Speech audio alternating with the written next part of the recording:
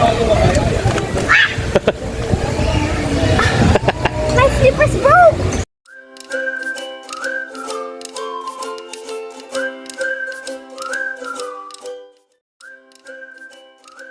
Hi guys! Welcome back to my channel! This is the second part of Atherin's birthday celebration. Do you know guys that here in Villa Alfredos, you can also see a different kind of animals. They have birds and fish.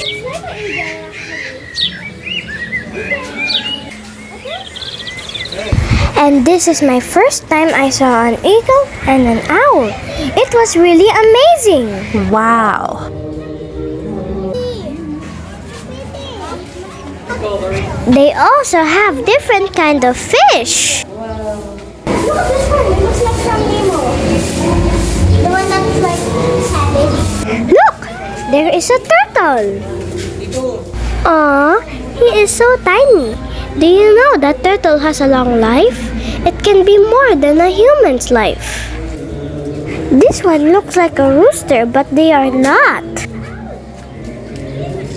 If you want to know the name of these animals, you can see their names written in the wall. This one is a peacock. Look at the peacock. It's the enemy of Kung Fu Panda. Look at this parrot. He looks funny and wants to talk. He has different colors.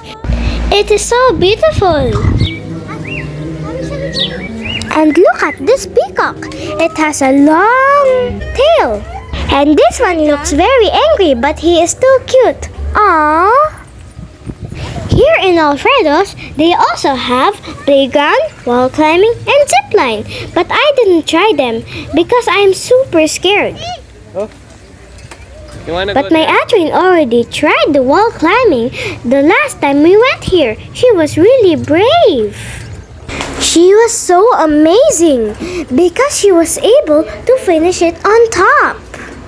Here are some of her photos in wall climbing.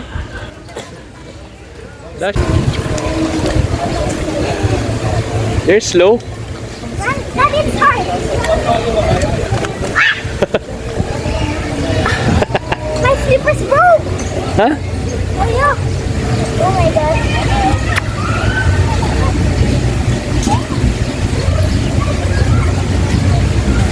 Oh my gosh, it actually broke. Slippers broke because my dad told me to go to those ones where you can, like the tire things.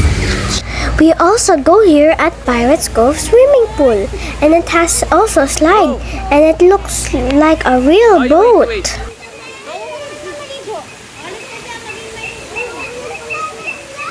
I really want to try all the slides here in Alfredos, but some of the slides are not allowed to children. Maybe because they are not that safe for children. But at least I tried most of them. Say hi. Some of slides are very fast even though they were short. And some slides look scary because they were too high and very long. We decided to go back and eat first because we are very hungry.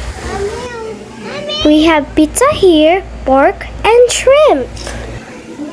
Actually, I ate shrimp, lunch, dinner, and breakfast because it's my all-time favorite.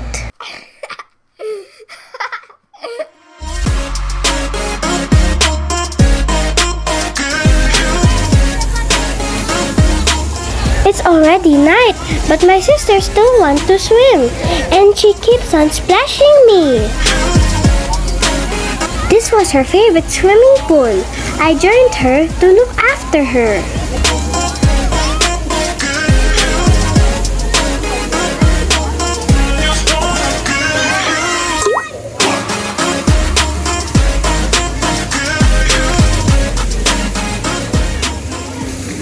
We decided to get out of the swimming pool because it was getting late and cold. And we took a rest for a while, and we're gonna take a bath after we rest. Look at my hands. Crumpled. Look at kitten. She's cold as well. And she's eating chips, even though she's not allowed to. And her hands are crumpled as well. She just won't show them.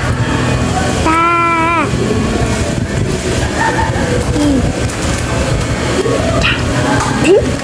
Say hi! Hi!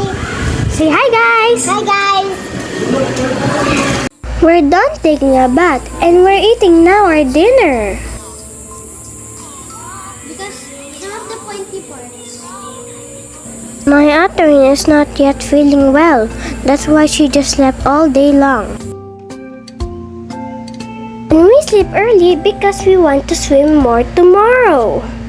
Good morning, guys. I just woke up from my sleep and we stopped swimming because the pool was closed. But we're still gonna swim when the pool is open. And yeah, that's all. You'll see me swimming later. So we're gonna swim again.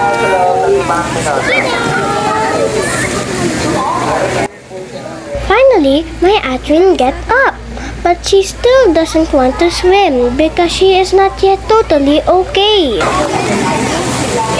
Atrin won't come in the pool.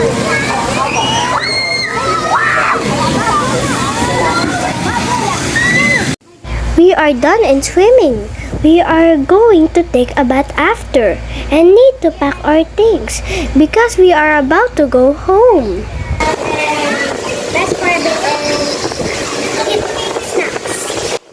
And that's all for today. This is the end of the day of celebrating Adri's birthday. Bye-bye! And I hope you enjoyed it. Thanks for watching. Bye.